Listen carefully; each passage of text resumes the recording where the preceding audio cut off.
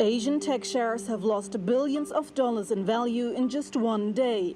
That's as fresh US sanctions on Huawei sparked a sell-off in chip makers. They further restrict the sale of US chips and other components to not only the Chinese tech giant, but its affiliates too. The Trump administration has already banned Huawei equipment from being used in US 5G networks and urged its allies to do the same. It's accusing the company of technology theft and spying, a claim the Chinese government denies. China firmly opposes the deliberate discrediting of and crackdown on Huawei and other Chinese enterprises by the U.S. For a period of time, without providing any solid evidence, the U.S. has generalized the concept of national security and abused national power. Despite the clampdown, Huawei surpassed Samsung as the world's biggest smartphone maker in the second quarter. But analysts now fear it could run out of components as early as next year. The new ban also covers 38 of Huawei's affiliates, including Taiwan's MediaTek. It had served as an alternative source for chips. Technology isn't the only battle the world's two biggest economies are fighting.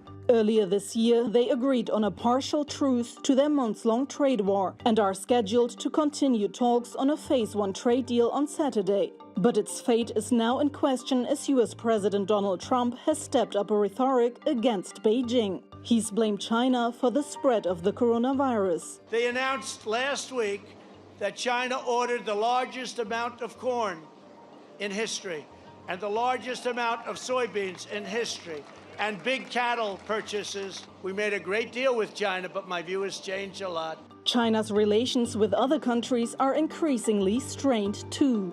Beijing has ramped up its economic counterattack after Australia joined US calls for an independent investigation into the handling of the pandemic.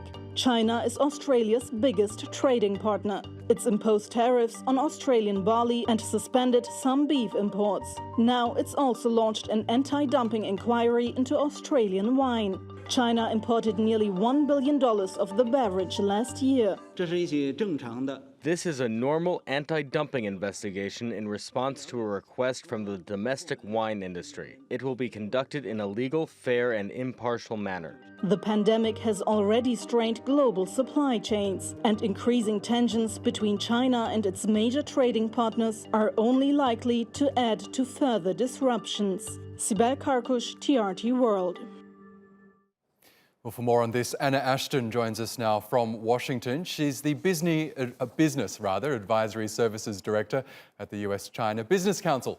Welcome back to the program, Anna. Now, these latest sanctions against Huawei mean no company worldwide can sell semiconductors made using US software or equipment if Huawei is involved in any stage of the process, and that effectively cuts off all chip makers from the Chinese tech giant.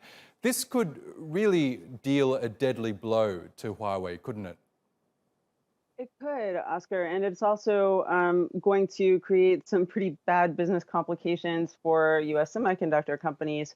Not only have 38 more Huawei affiliates been added to the United States entity list, but also a temporary general license that has allowed US companies to continue limited business with Huawei since Huawei was added to the list in May of 2019 has also recently expired. Yes, now those earlier sanctions in May that you mentioned there, I mean, there was an effective workaround there for both US companies and Huawei, but now we've seen these new sanctions, which some analysts have described as the nuclear option, because pretty much all chips that are made around the world rely on US technology in one way or another. Why is the US, and particularly the Trump administration, so determined to sink Huawei right now? Well, I mean, I think that the United States has, or the Trump administration has repeatedly alleged that Huawei presents security risks for 5G networks. And this should probably be seen in the context of a broader program or a broader shift in Trump administration policy towards China.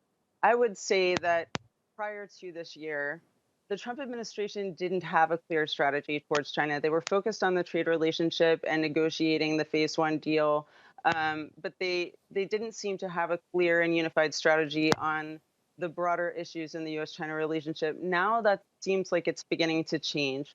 In recent weeks, Secretary of State Mike Pompeo has announced this initiative called the Clean Networks Program.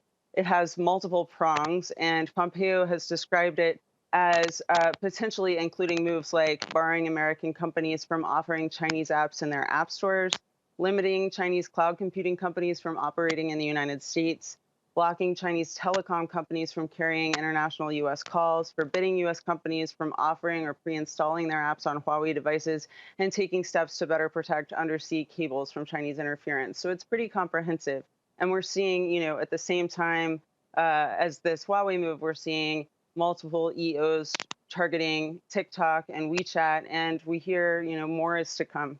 Yeah, that's right, because these latest sanctions against Huawei come soon after Donald Trump ordered the Chinese company ByteDance to sell off its US operations of TikTok.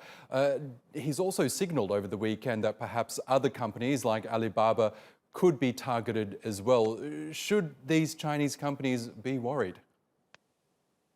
I think that they should be worried, Oscar, and I think U.S. companies that do business with them and U.S. investors that are invested in them, because some of them are listed on U.S. exchanges, should also be worried. I mean, I think that there is a perception here that China poses a sort of broad security challenge or threat to the United States and does so globally, that China is trying to use technology to expand its global influence in a host of different ways.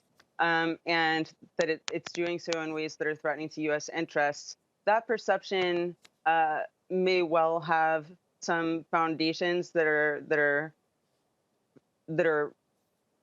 real and rational, but at the same time, the policy seems to be rolling out really rapidly and maybe getting ahead of practical and pragmatic thinking about exactly what the impacts and the fallout will be.